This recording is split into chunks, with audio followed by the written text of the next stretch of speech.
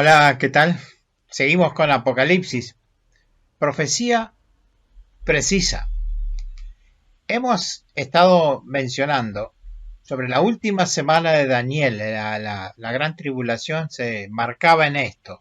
Entonces, vamos a remontarnos al profeta Daniel, un libro del Antiguo Testamento, un personaje del Antiguo Testamento, y tiene unas profecías impresionantes. Hemos hecho en su momento el estudio sobre esto. La verdad que yo quedé fascinado con estudiar este personaje y tiene una profecía muy específica y sorprende la precisión con la cual se manejaba Daniel y que se fue cumpliendo. Por eso nos queda el último tramo, que es el cumplimiento de esa profecía de Daniel. Y es importante, yo creo, tener una idea de cómo, de dónde estamos sacando todo esto. De la palabra de Dios, por supuesto. Entonces nos remontamos a Daniel.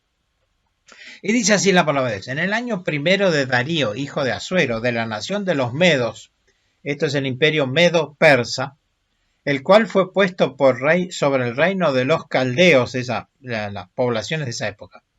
En el año primero de su reinado, yo, Daniel ya viene del cautiverio de Babilonia, y como estos medos persas coparon el imperio babilónico, Daniel fue funcionario con Babilonia y seguirá siendo funcionario también con los medos persas. Pero él no solo se dedica a su tarea, que realmente es una tarea muy importante, él llega a ser jefe de todas las gestiones así, gestiones gubernamentales. Miré atentamente en los libros el número de los años del cual habló Jehová al profeta Jeremías, que había de cumplir la asolación de Jerusalén en 70 años. Aquí empieza a aparecer ese número 70. Lo que en definitiva dice Daniel, Jeremías dijo que íbamos a caer en cautiverio y ese cautiverio duraría 70 años. Entonces, cuando él analiza esto, como digo, está aquí en pleno imperio medo-persa, Judá está en cautiverio en ese momento, pero el profeta Jeremías ha anunciado que el cautiverio durará 70 años.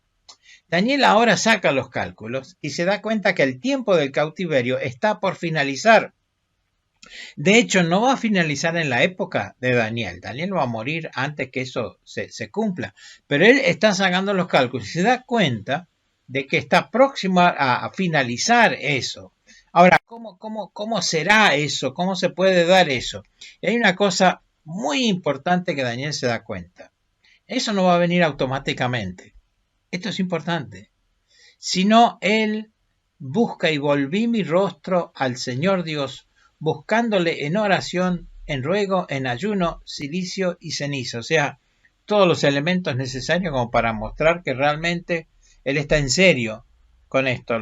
Lo de cilicio y ceniza, ellos se vestían, se ponían trapos, harapos, se pintaban, se marcaban todo el rostro y, en fin, lo que se veía del cuerpo con cenizas. O sea, son zombies, se disfrazaban efectivamente de zombies, de muertos en vida. Esa es la idea. O sea, la situación es tan caótica, tan complicada, tan difícil, tan tremenda, que estamos muertos, ¿no?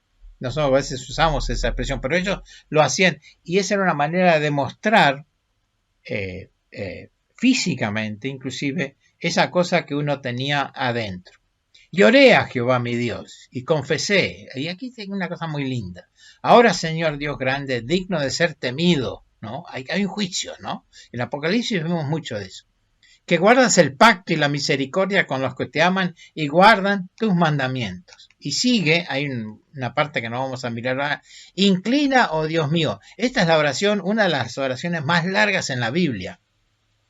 Y entonces, realmente es un testimonio tremendo, porque él dice, el pueblo ha pecado. No, yo he pecado. Daniel, pero si vos andabas bien. Pero él asume esa transgresión de todo el pueblo. Abre tus ojos y mira nuestros asolamientos y a la ciudad sobre la cual llamado tu nombre. Y aquí hay una frase muy, muy importante. Porque no derramamos nuestros ruegos ante tu acatamiento confiados en nuestras justicias. No es porque estamos cumpliendo nosotros, sino en tus muchas misericordias, o miserizaciones, como dice aquí esta versión. Tus misericordias, en realidad dice la versión Reina Valera. O sea, en definitiva, oye Señor, oh Señor, perdona. Qué bárbaro. Este es un concepto que no existía mucho en el Antiguo Testamento. Y aquí Daniel, después de tanto ir y venir y de él mismo sufrir en carne propia, él pide perdón.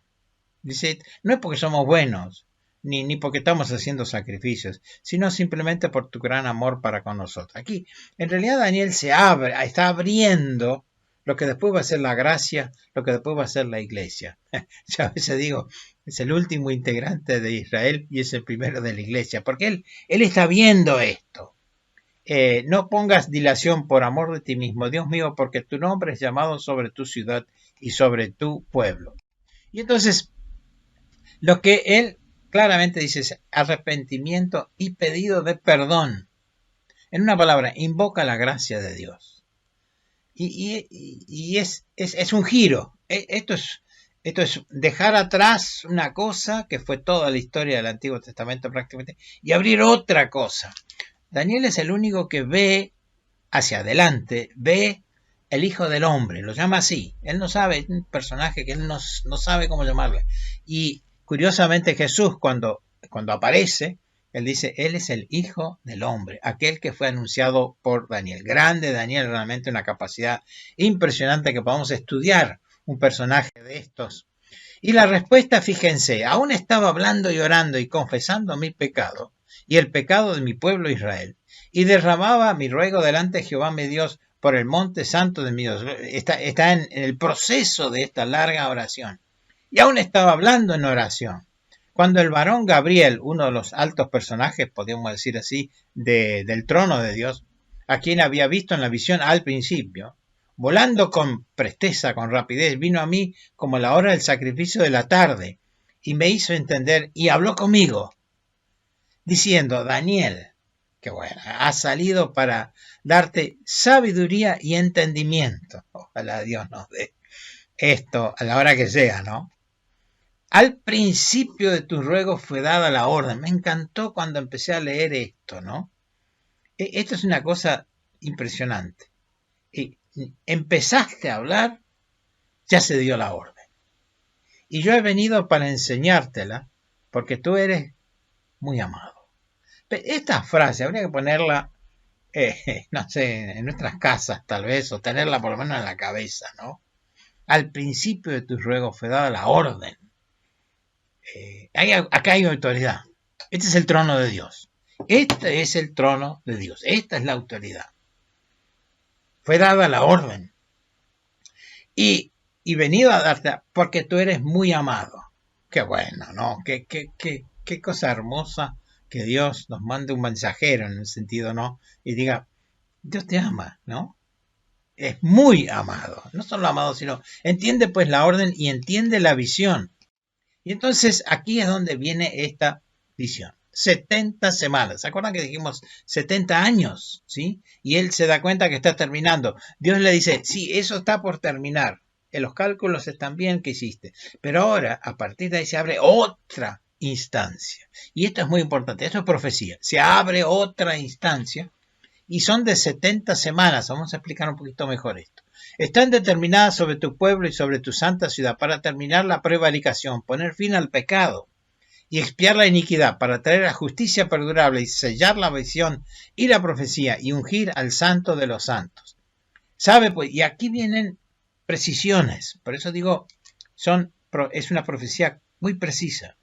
Desde la salida de la orden para restaurar y edificar a Jerusalén. Se supone que va a concluir el cautiverio. Después vendrá otro momento en la cual va a salir una orden de algún imperio, ¿sí? Que en este caso será el persa, para restaurar y edificar a Jerusalén. Ahora vamos a mirar precisamente, porque eso es histórico, eso es una fecha que se sabe perfectamente. Hasta el Mesías príncipe. O sea, hay un periodo de tiempo de que la orden para reconstruir hasta el Mesías príncipe habrá 7 semanas y 62 semanas, la cual tenemos que sumar y dice 69 semanas. ¿Sí? Eran 70, ahora sabemos que hay una orden, hasta que venga el Mesías príncipe va a haber 69, no se está quedando una semana ahí. Se volverá a edificar la plaza y el muro en tiempos angustiosos. Pero aquí está la clave. ¿Cómo se entiende esto? Son semanas de años, ¿sí? Entonces yo no digo que son, yo digo, no son, una semana tiene 7 días, no, tiene 7 años para esta profecía. Por lo tanto, son 69 semanas de años y 480 y pico, está borradito ahí, de años entonces que va a durar esto. Y entonces aquí, este gráfico, que quiero que más o menos nos oriente. Ahí está Daniel, ya tenemos la flecha de Daniel, el periodo en el cual él está, ¿sí? La vida de Daniel, que como ven ustedes, después muere ahí. Babilonia ha terminado de gobernar y está el imperio medo-persa, que está acá en gris blanco. Y lo que quiero resaltar, Artajerjes autoriza con cartas a Nehemías, que es el que va a ser el reconstructor, la reconstrucción de Jerusalén. Esas cartas de documentos tienen fecha. Se sabe exactamente, es el 14 de marzo del año 445 antes de Cristo. Y es desde la salida de la orden para restaurar, edificar a Jerusalén. Ahí está, y sabemos esa fecha con precisión histórica. Y entonces empiezan a correr las 70 semanas. Y nos vamos entonces, sí, la historia sigue, por supuesto. Y aquí tenemos, Alejandro Magno toma el poder, después su gobierno, su rey, su imperio griego. Se divide en sus 4 generales, que son las 4 líneas que ustedes ven ahí, hasta que después aparece Roma como imperio. Y entonces seguimos gráfico, 69 semanas, y aquí tenemos 483 años, inclusive la cantidad de días. Todo esto está corriendo a partir del momento en el cual se dio la orden. Y ahora entonces llegamos al final de esa, ahí ven la marquita amarilla. Jesús entra en Jerusalén hasta el Mesías príncipe. ¿Qué fecha? El 6 de abril del año 32 de nuestra era. ¿Cuántos años han pasado? Las 69 semanas se han cumplido con la entrada de Jesús en Jerusalén. Estas son todas fechas comprobadas históricamente, con documentación. Pero se abre ahí algo que Daniel no ha visto en realidad, que es el paréntesis de la iglesia. Si bien ve el Hijo del Hombre, esto, como dice Pablo, es un misterio escondido. Y ahora se revela eso a través de Cristo. Y tenemos entonces, Roma ya feneció como imperio y quedan los gobiernos actuales, la historia actual.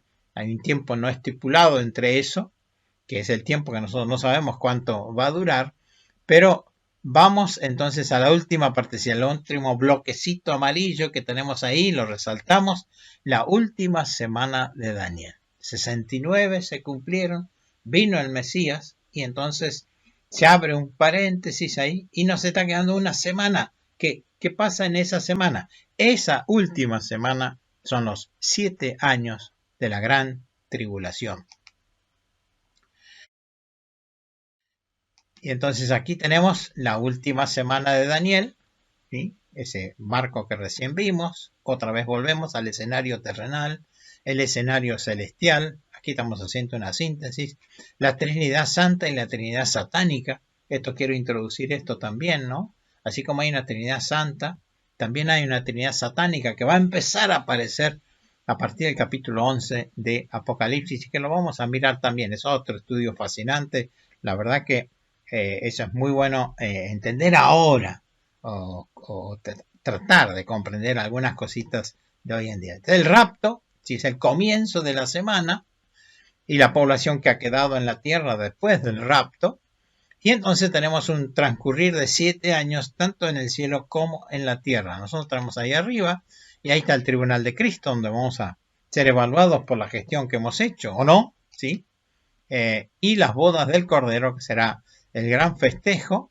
Y mientras tanto, aquí ha caído los 7 sellos que hemos estado viendo, las 7 trompetas también, que a su vez dan lugar a los 7 truenos. El último sello abre las trompetas y la última trompeta habla también un poco en el sentido de los truenos y en particular las 7 copas. Son ventanas que abren otras ventanas, de ahí que los 7 sellos en realidad cubren todo, pero todas estos en rojo aquí son juicios de Dios. Los truenos son particularmente interesantes y no quisiera que se pierdan eso también, porque la verdad que hay una cosa ahí que nos sorprende a todos. Y entonces sí, después, esta es la segunda venida de Cristo, ¿sí? El rapto es una ida, ¿sí? No es la segunda venida. La segunda venida es este regreso en la cual todos venimos, la cual también es un tema muy lindo para estudiar. Se viene a la tierra y ahí se produce Armagedón y otro tema que después vamos a ir mirando. Pero esta es entonces, por eso quería aclarar, la última semana de Daniel. Pero no quiero terminar esto sin esta explicación, que tiene que ver con Daniel. Los magos de Oriente, o Magi de Oriente.